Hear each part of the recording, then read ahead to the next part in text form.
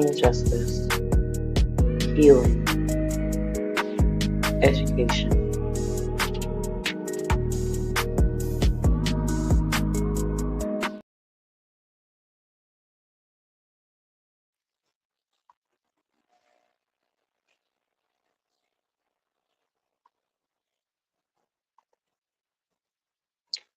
Good morning, afternoon, evening, however or whenever you are listening and or watching.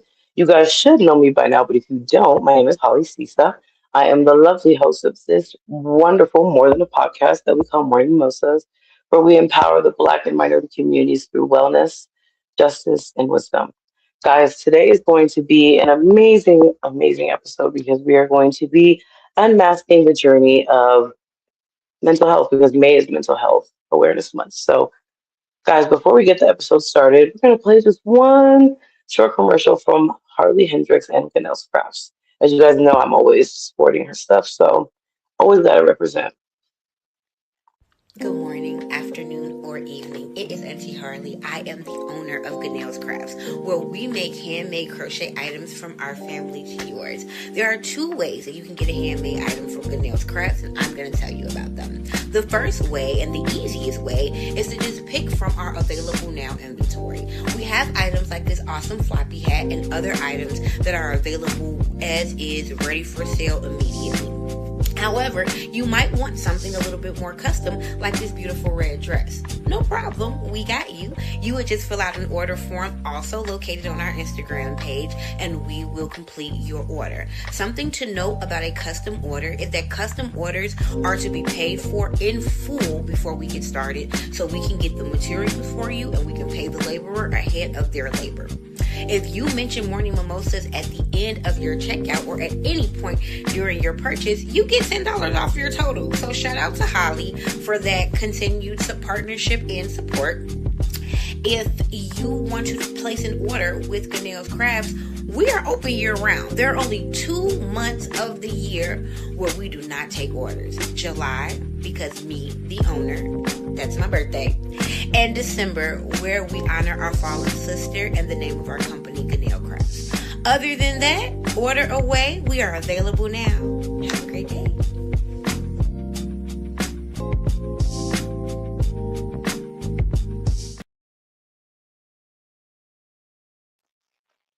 Guys, as you guys know, that is Ganelle's Crafts, the one that makes my lovely, lovely flower crowns. But guys, we are on to the next and the best part, the amazing guests for today's panel. But guys, you guys know how we do. We have to welcome them the morning mimosas way, which is this way.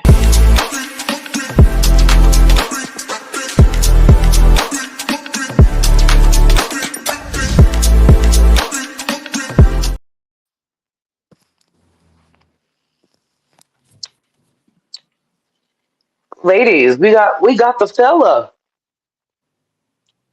Thank God. We needed him.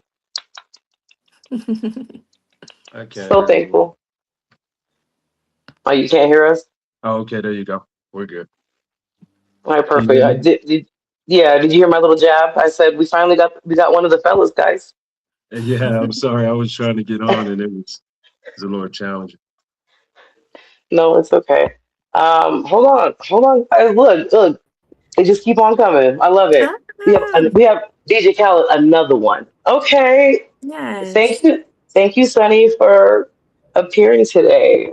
Anytime. Guys, thank you. Oh yeah, this has made it so much better. I'm extra happy now. Okay, y'all. Today we are going to be unmasking the journey, a conversation on mental health awareness, because as everybody knows, May is Mental Health Awareness Month. So we're going to do this in different sections. I have 8 questions. One of the questions is for the fellas. So thank you guys for being here today. The first one, and this is for anybody who wants to go ahead and answer it. The first section is called Cultural Narratives and Stigma. Now, growing up, mental health isn't a phrase we um, always heard openly. What were the unspoken rules and narratives around emotional vulnerability or therapy in your household or community? A great question. That is a good question. I can take that one. To be very short, it wasn't a conversation at all. Therapy, mental health, those were not words or labels or topics that were ever discussed. I can't remember a single time. I will say when I was a younger child, I remember we went to family therapy one time. I assume it may have been a free session because we never went back after that. And that was my experience with anything dealing with mental health until I was an adult and started the journey on myself. It's not something I heard about in my immediate home, in my friends' homes, in my extended family. That's not something that existed for me until I was in my 20s and independent. Thank you guys. So before someone else answers, guys, please, and my audience, please forgive me. Guys, before we get into any show, I'd like to introduce the people that are on the panel first. How dare I do that? That's hello, we put human and humanity. Guys, can y'all introduce yourselves first? My apologies, guys. Well, hello. I am Taylor Talks. I'm a spiritual advisor and author. Thank you. Hi, Sun Goddess, herbalist, and yoga instructor. Hey, I'm Sunny. I'm an We addiction can't hear you, counselor son. here in Denver. Oh, can you hear me now? Hmm. Yeah, I'm Yeah, we can Sunny. hear I'm you. an addiction counselor. I live here in Denver. Kevin? I can't hear Sonny, but my name is Kevin Coates. I'm a certified self-awareness coach.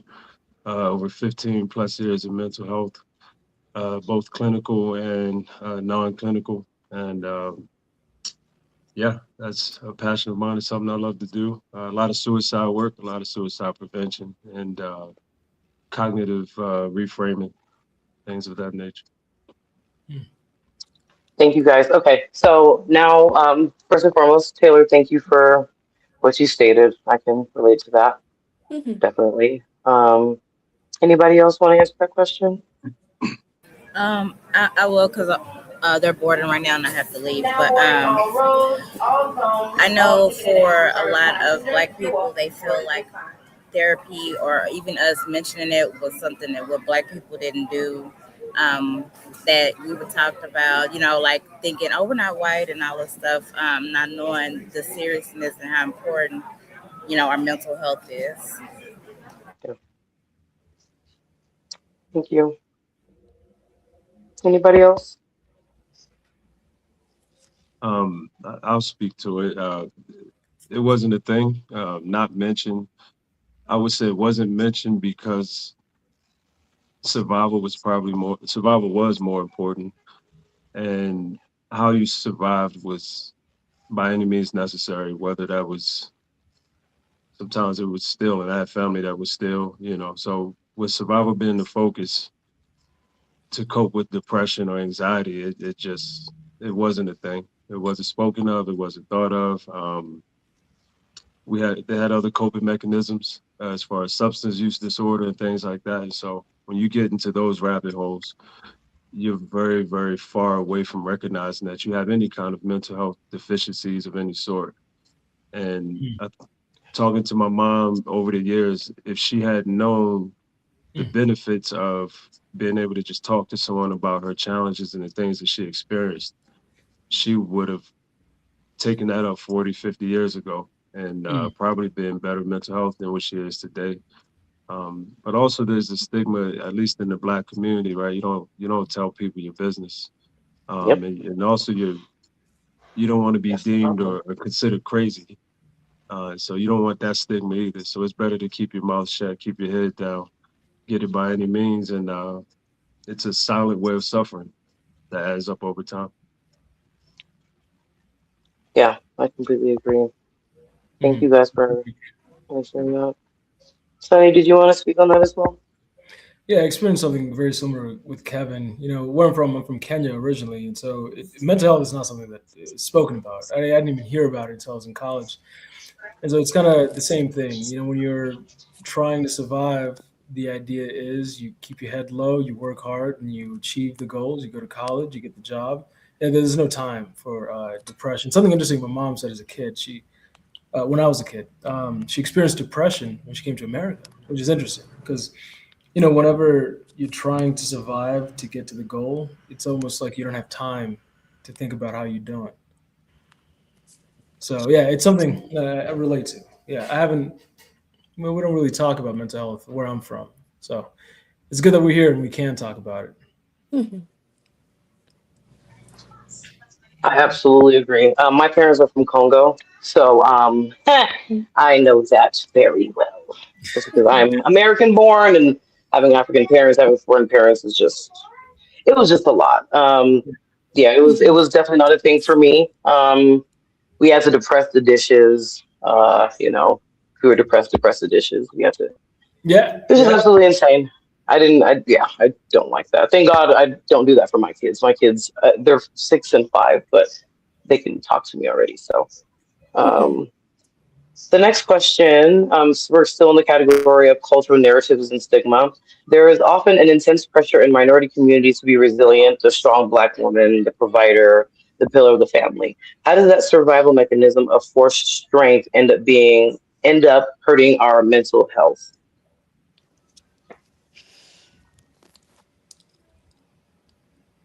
Hmm.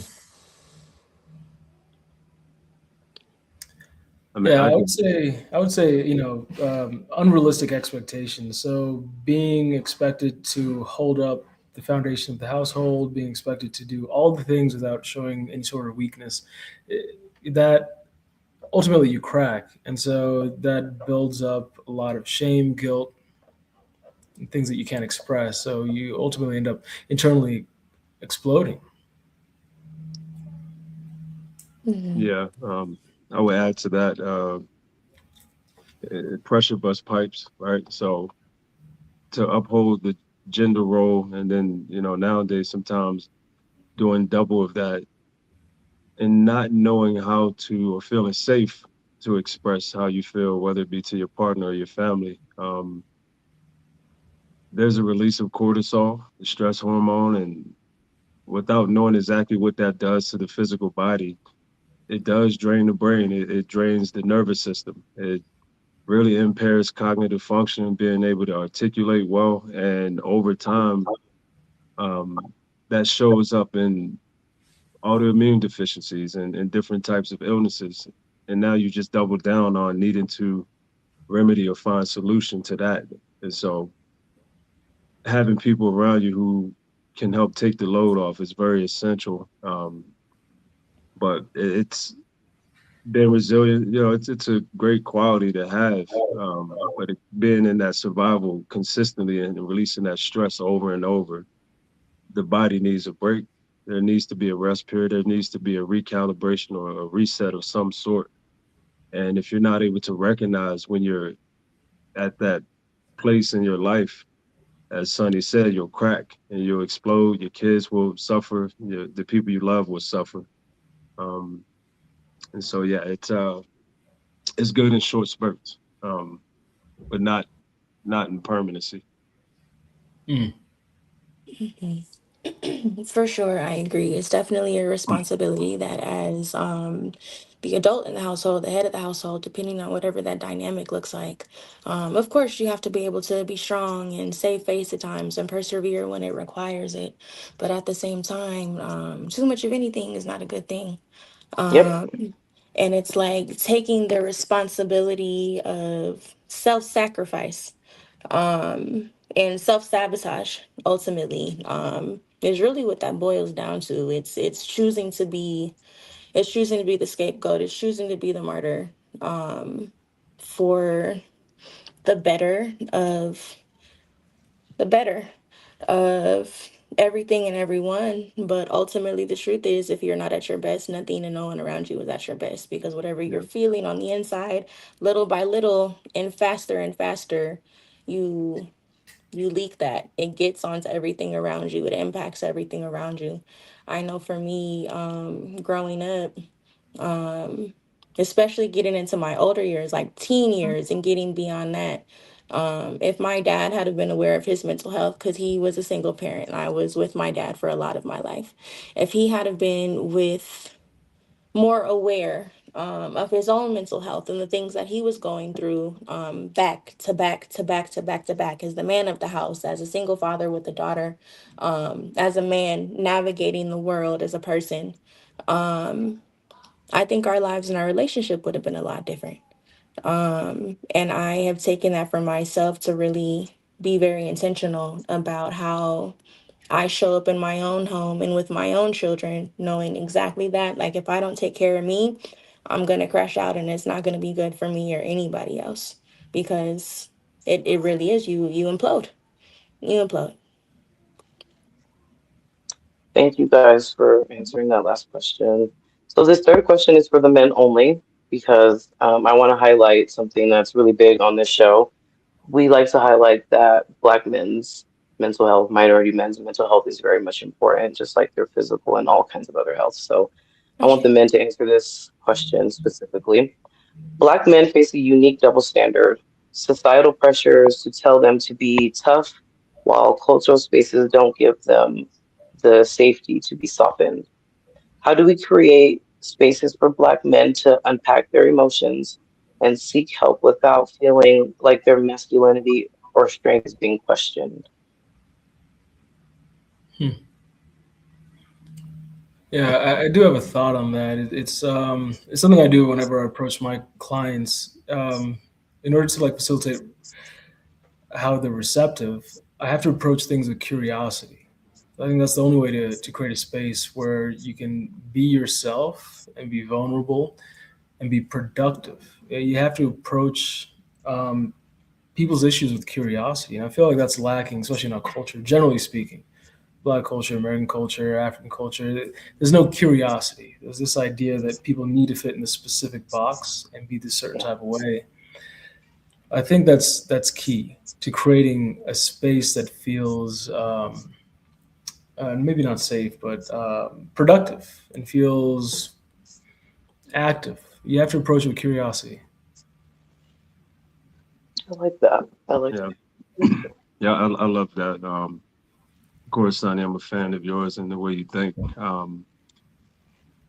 In terms of emotions, I think whoever is has the intention to host, whether it be a group, whether it be some kind of space for men to express, it's always a matter of safety, and also modeling. A lot of what we model, what we were modeled as men and taught was to be tough, and we've said this a lot on the podcast. It's something that goes around throughout the world. Tough means bottling up your emotions and pushing forward and not really acknowledging how hurt you are. And me personally, that's I've learned that that's not the way to be healthy within. It actually creates more misery. Um, so being able to have people around you where you can actually see when you see other men cry together, um, that's a powerful moment. That is a powerful moment because, truth be told, we hold it in, we think it, and we condition ourselves to not express. So those we do express to, it has to be a safe space, and we need more examples and forums where not even just men hosting, but I would say even having women host like you're doing, Holly. But we can just share how we feel and just be heard.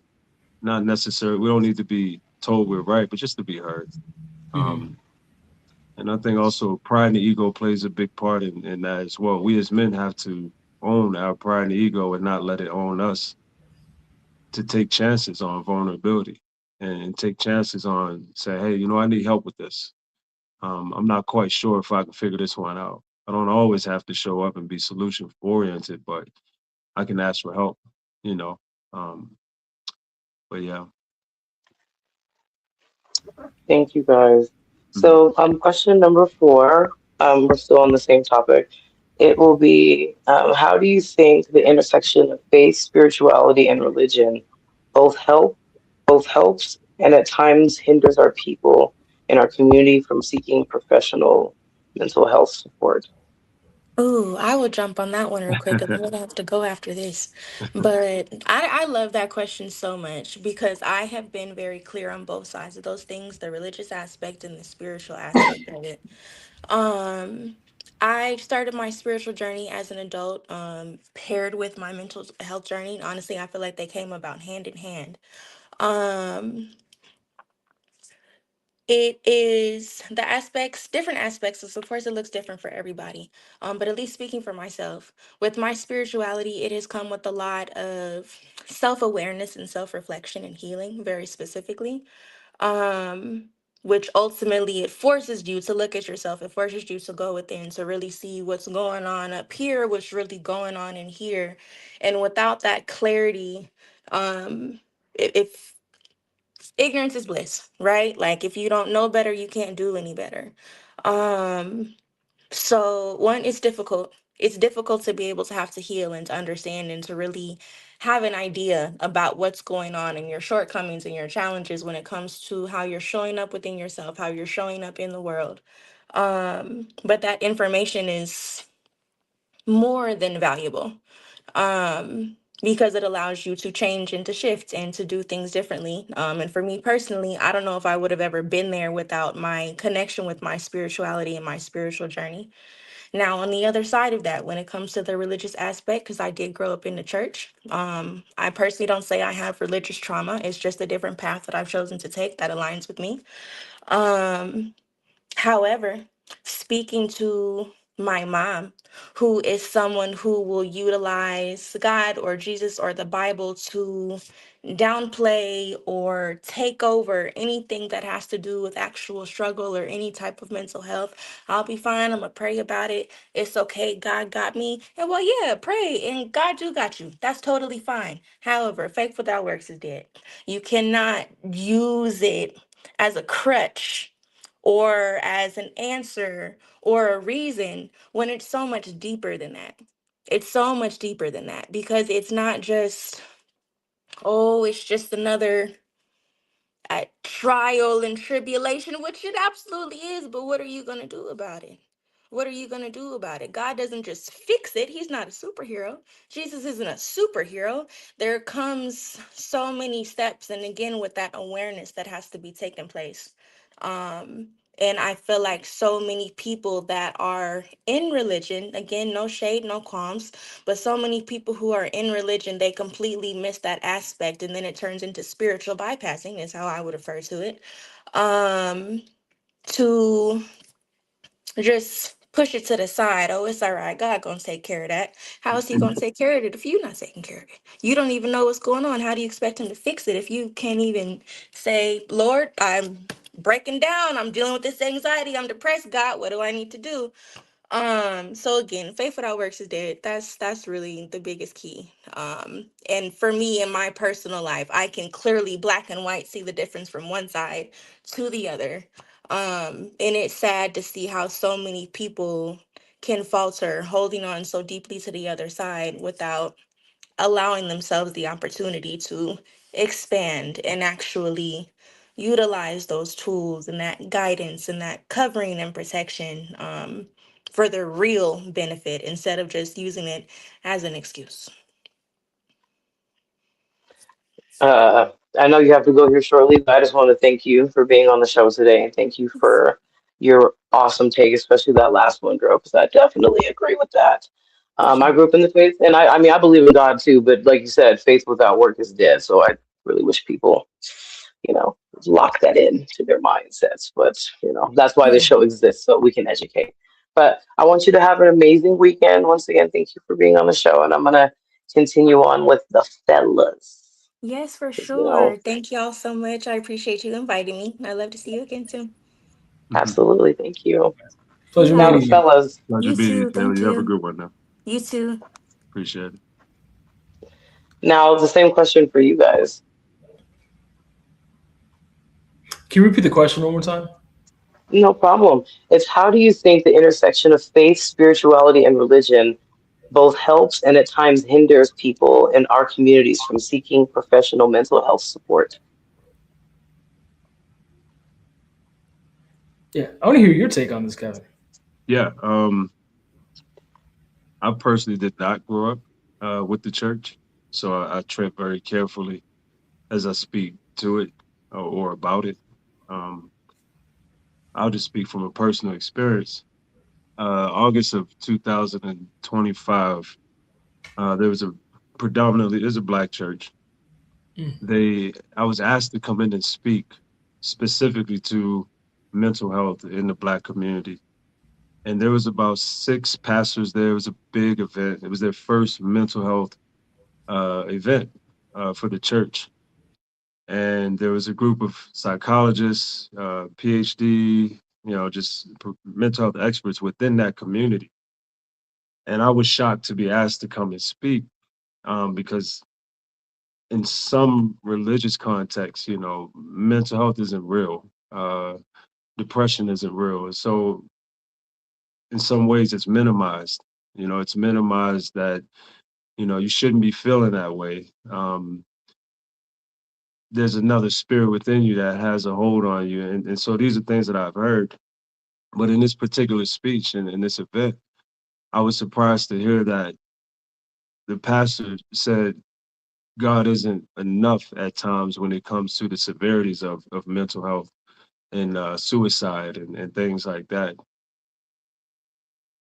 It's great when you can establish a community of people who have well intent to thrive and function and have great values and morals and things to stand on, that foundation. Where it gets a little tricky is when it's weaponized, when you don't fit into a certain criteria or a certain box or a certain behavior or a certain thought pattern. And I've worked with a lot of clients who have struggled with their religious upbringing because as they wanted to explore their own identity, whether it be away from it or just wanted to see if there was something else out there that they could gravitate to that could bring peace. They were judged and disowned and chastised and just dismissed, which then created more anxiety and depression. And so then you get on this hamster wheel of who am I? I'm not good enough for my family or my community. And so there's some pros and cons, as you mentioned, in terms of a foundational community. Everyone needs community of some sort. It gets tricky when that community decides to label you or box you in. And if you do something that's just a little outside of that community, now you no longer fit in. And I think that's where it gets a little hazy. Um, and you're, and then I don't know personally if I guess that doesn't sound godlike to me from my understanding, a lover of all people, of all sorts and all things, but the human experience has jaded that to some degree and put this judgment around people and made people feel less than. And then they want to jump ship and they want to go somewhere else and try and find another community where they feel safe and heard and that they could be imperfect. Um, but it's a tricky one, it's a slippery slope because I've seen a lot of suicide around. I'm not fitting in, I'm not doing right, and more importantly, a lot of guilt, living with a lot of guilt. I don't know who I am and how to exist in this world, but I kind of want to do this or I'm curious about this. And then you just can't question it because this is what it is. This is how it's supposed to be. And you have to be this. And so yeah, that's my take on it. Thank you. Trust me, I agree with everything that you stated. That is a slippery slope. I'm gonna answer that as well. I did grow up in the church, and I am a believer of God. However, I also believe that God made doctors, right? They made doctors to help us heal. They made mechanics to fix our cars, right? Um, those things are put in place to help us to be better. So I don't know why the church or religion demonizes those things. That, like you said, is kind of a contradiction because if it's supposed to be godlike, that God sends us things to help us. So that's my short take on that. Sunny, Yeah, do you have anything that you want to add? yeah, absolutely. Yeah, it's such an interesting question. I definitely see the overlap. I grew up in the church as well. I understand the aspect of this idea where it's important to place your sense of identity, worth, purpose, safety, security, well-being, stability in something that can't be taken away from you, which makes sense. The moment you place that into, I don't know, cars, your house, and then you lose that job, you lose that person, ultimately you want to die. And then these are the clients I tend to see. So it does make sense to place these core values in something that can't be taken away. It's a beautiful approach. I definitely understand it. I do the same thing. And I've also seen the opposite side where the moment you are actually struggling with actual serious mental illness, for example, if you're struggling with, say, it's an extreme case of schizophrenia, for example, and you cannot find healing, right? But your higher power is supposed to be the source of healing, and you can't find that healing. And so all of a sudden, I've seen this. People are filled with all the shame and guilt because they can't free themselves of this thing. And so a lot of people will internalize it and feel as though it's that there's something wrong with them, attacking the self worth again. And also, I've also seen the dark side of things when you don't agree with a particular idea of your church and you're casted out. So you're no longer part of this out group, which is a source of your identity again. Um, I've seen that go sour as well. So it seems to be, it just needs to be a fine balance. I see extremism on both sides. So it is important when battling with mental health issues. It's important to balance, your faith and also mental health care. Hey, Sonny, Absolutely. I have a question for you because you said something as as great as that would be to find that balance. There seems to be a struggle with finding that balance. And so, what would you suggest, or what are your thoughts on finding that balance within your identity and in exploring your mental illness and not feeling ridiculed or judged, while also hoping you can get the support you need? Um, like how what does that balance look like? How do you find that? How do you find it? I think there's a key ingredient. I would say again, it's curiosity. You favorite word, self awareness too. I would say more of all, it's curiosity. Being curious of why do you believe the things you believe? Mm, Where did this thought come from? Who told me this? And being curious enough to evolve and change, and not just stick with the specific ideology or way of living just because you've always done it. I find that rigidity seems to be a source of most people's mental health issues. mm, for sure. Mhm. Thank you guys. So we're going to move on to the next section, which is called systemic reality and finding the right help. So finding a therapist who truly gets it can be difficult. Why is the cultural competence in having a provider who shares and understands your background so vital for effective healing? Mm.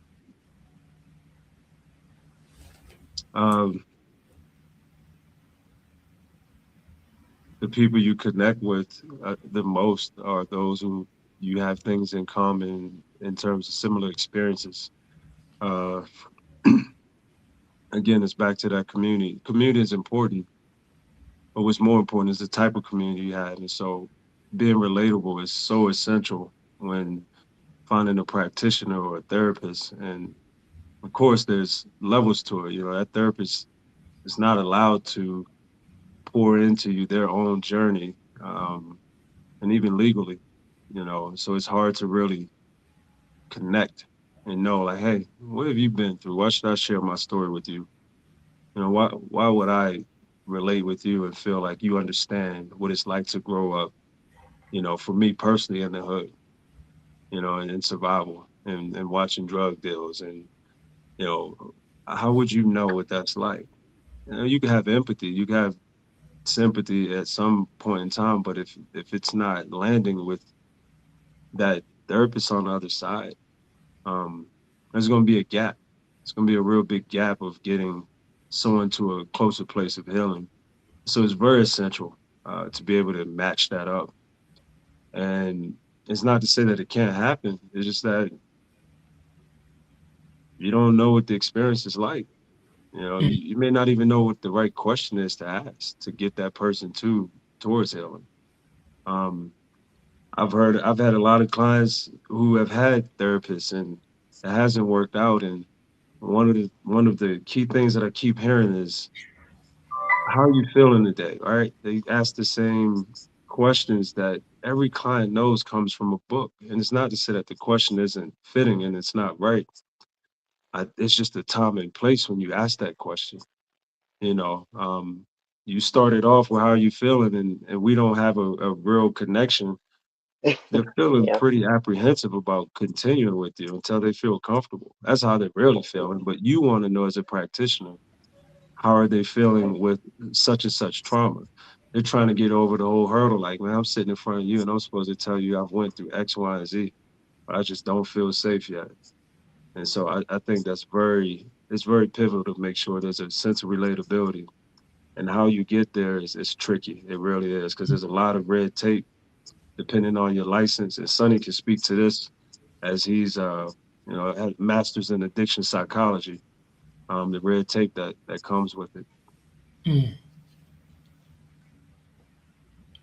Yeah, I do agree with that.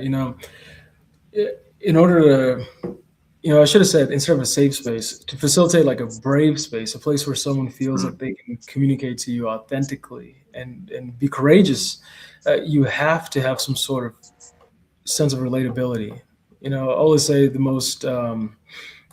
um, the most beneficial peer support you can ever have is someone who is one curious, authentic, that is going to show up consistently, and most importantly, you can't perceive judgment from them.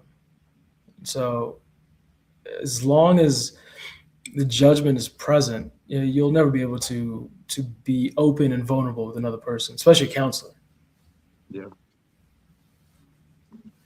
I completely agree. Um, yeah, and it's, also, I mean, it's just, I mean, the big thing I think everybody already stated, just having somebody that looks like you, is just a big thing too. Mhm. And like you guys have already stated, knows your struggles and everything else. So I don't have to repeat that because you guys are saying it so eloquently. So the next and last section is going to be called action and moving forward. So this question pertains to healing. What does healing look like when you are the first in your family lineage to conscientiously choose therapy, unpack toxic cycles, and prioritize emotional wellness? Hmm. It's a great question. Want to speak You to want that, to go Kev? ahead, Sonny? Yeah, I'll speak to it. I mean, I really can. I'm the youngest of three sisters. So, I was so fortunate that these wise women, they were able to go through counseling themselves, educate themselves, and instill all those values in me. So I was blessed that I was not the first. So I can't really speak to this one specifically. What about you, Kev?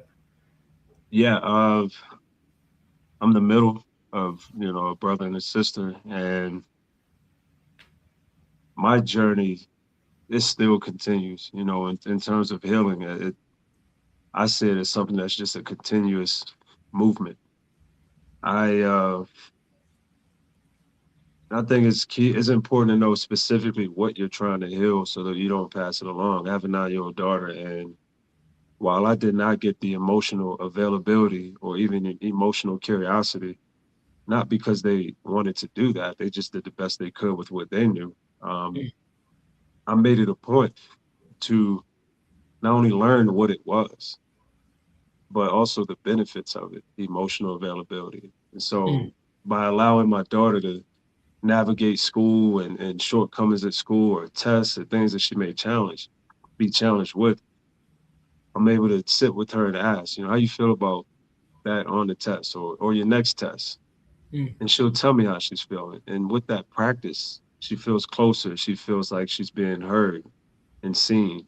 Um, Vocabulary was another big obstacle. I grew up with a lot of fiery words at home, and I had to learn how to not mimic that. I'm not perfect. I definitely have had moments, but I've worked through that so immensely, down to physical discipline. I don't hit my daughter. I don't beat on her. That's a stigma in our culture where, it's putting the fear inside mm, that child to be obedient. And I haven't had to do that. I've just been able to talk with her and process with her. And that has allowed her to feel safe. There was one time where I uh I tapped her on the butt and she had kicked the dog and I just reacted and I tapped her and she looked at me with so much fear, and I cried so hard. I felt horrible. I felt bad. I talked to her mom. I was like, look, I just, I reacted, and she was terrified. And the only thing I could think of was if she didn't feel safe with me as her father, as a man, and she ran the way she did, she'll run away from me the rest of her life with that same terror. And there's not going to be a man that's going to love her the way that I love her.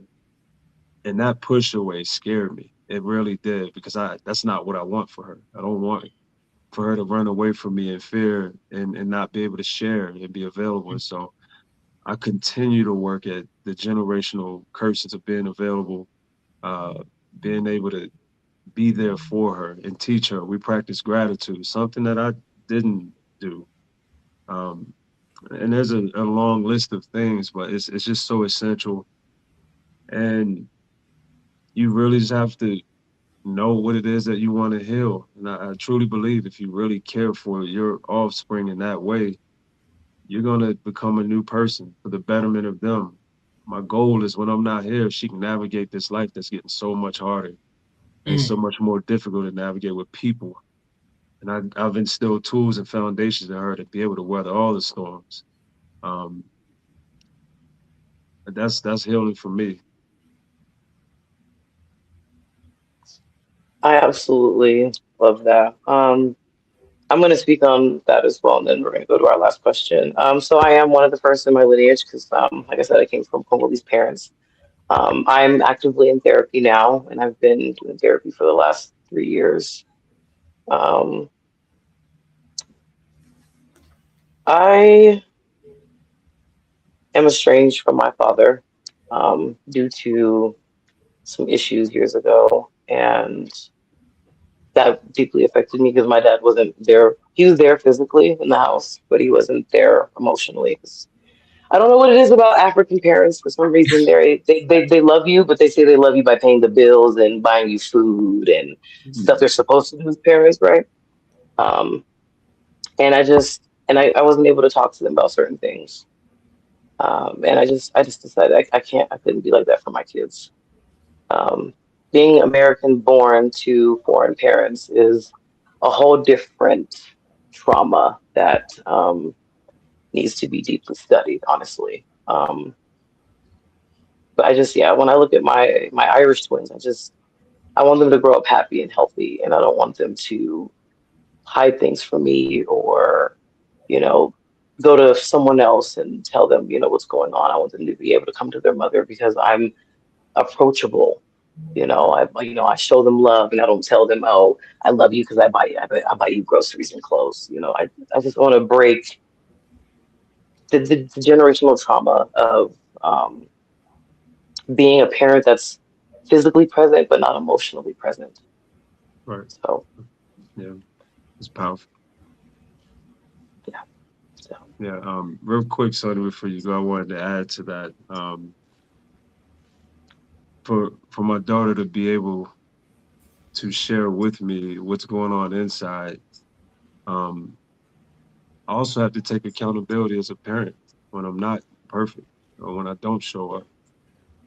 And by showing her what accountability looks like and saying I'm sorry or being able to explain why I did X, Y, Z, that repetitive act and behavior teaches her, okay, my dad, he wasn't a prideful man who didn't say he was sorry, who didn't take accountability for when he wasn't perfect. And I make a point to show her, like, hey, this is what I thought was best, but it turned out it wasn't because it hurt so and so's feelings, and I'm trying to work through that by doing this and that, and I'm sorry, I didn't mean for that, and I'll be better. I'll continue to be better, and I want her to know that it's so essential to be able to take accountability yes, as her parent, so that she doesn't put me on this perfect pedestal and then get disappointed at other times where I show up not well, and that'll jate her and how she sees people, because we're all just trying to do the best we can in this life. But accountability is something that I would say is very essential to healing. But I yes, understand too why people don't do it. the fear of shame, the fear of ridicule, the fear of judgment and guilt that comes with it. But it's so essential. And so if you can break through and just be accountable to, hey, I'm not where I want to be because I'm in my own way because Mm. of fear. Man, that's a powerful step. But Sonny, yeah, on to you, my guy. Yeah. Oh, that's beautiful. I can't add to that. That was beautifully said. You guys, I respect both of you people as parents, as individuals. Very well said. Yeah, I feel like you painted a mural right there. You want me to add my scribbles to it? That was beautiful. Well said. Um, I aspire to be the kind of father you are, Kevin, the kind of parent you are, Holly. That was very inspiring. Well said. Thank you. Thank you. Thank you, Sonny. I really do. And I appreciate your takes on everything. It's been spot on. Like you and I both coming from African, backgrounds, yeah, Yeah. it's definitely it's Yeah. definitely difficult. Yeah. Yeah. I see that some of my most affected clients, they're born to African parents very, very much. I was very fortunate. My dad passed when I was very young. He's a wonderful human being, and so is my mom, who's just so self-aware. Was not willing to pass down what she went through to me. She always said, "I didn't ask to be here." She's like, "My kids didn't ask to be here, so it's my responsibility to make sure they're okay." And I was very fortunate in that aspect, and I've seen so much hardship and trauma come from parents, passed down from parents who weren't willing to face the hardship and talk to their kids. So I understand. Mm, yeah. Thank you. So the last question, so this is for our listeners. For a listener who is struggling right now but is terrified or guilty about taking the first step towards therapy, what encouraging words or immediate advice would you share with them? I'll say something that was meaningful to me. It sounds counterproductive, but what's the worst that could happen? Most people don't answer that question, but let's say, what's the worst that could happen? It doesn't work. All right, cool. So you were right. It doesn't work. That's the worst that could happen. What's the best that could happen? All right, your life changes forever. You know, Play it out. It seems as though it's worth trying. Wow. Yeah. I I like love that. that. Yeah, Mm. that's dope. I don't know if I can follow up with that anymore, Sonny, in terms of I guess similar to that. How's life working for you now without it? Um, how could you determine that that wouldn't be an avenue that will help you enhance your life, your well-being? And you, it's like going to the movies, right? Everybody hates this movie, everybody likes it, but sometimes you gotta go see it for yourself. If you have a natural Hmm. desire or inkling to do it, say do it. Go ahead, experience it. Do some research. If you know someone who has done therapy before, and I think we all know somebody that's done some kind of therapy, at least one person, learn about their experience, gather Mm. some intel, and see what their experience has been, even if it's 0.5% better or 1% better, it's better versus the Sure. opposite. And yeah, you may be fearful, um, but you've been living in fear your whole life. You've been living in this suffering your whole life. Why not now? Why not start now? And the selfish thing about fear is that it consumes the human mind only for its own loyalty, for you to be loyal to it. And it's Mm. never going to bring you the real benefit, right? So be fearful all day long and be loyal to that fear, but it doesn't really care about you. It just wants to keep you stuck. And the Mm. minute you try therapy, and even if you do 5 sessions, and you get a little bit more perspective on your life, man, that was worth it.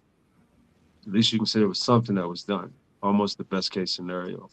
Mm. So yeah. And I wanted to say something, Sonny. You forgot about this, but we had a conversation a while ago, and I think Mom has said this to you, and it goes something like, "Somebody else wants your bad day." Mm. Somebody else wants your bad day, and Yeah. that sat with me, man. That was pivotal, and I just wanted to share that is that somebody wants your bad day. So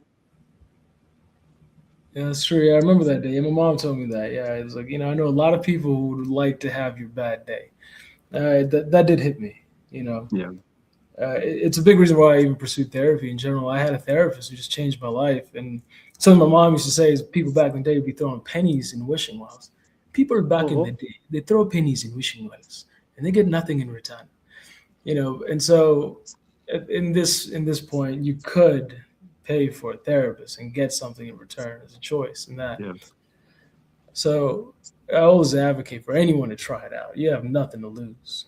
And there's different types, of there's somatic therapy, which is more so body work. It's not, if you fear sitting and talking with someone, you may be beneficial. It may be beneficial to do body work, starting there where you don't have to say anything. Hmm? There's all different variations of therapy, whether it be deep breathing and working at your vagus nerve to help calm your nervous system and kind Hmm. of get that body in a state of calm and regulation. There's so many variations of therapy that it's not your traditional, talk therapy, that you can explore. It's not one way. It's not a one size fit all. Hmm. Well said. Guys, thank you guys so much for being on today's episode and bringing mental health awareness to our viewers today. Guys, if you guys want any of their information, I will be happy to provide that in the comment section. Once again, fellas, thank you for your mental health awareness and unmasking the journey with us today. Guys, as you guys know, this is Morning Mimosas, where we where we empower the Black and minority communities through wellness, justice, and wisdom. Until next time, we'll see you guys later. Thank you, Holly. Yeah, thank you.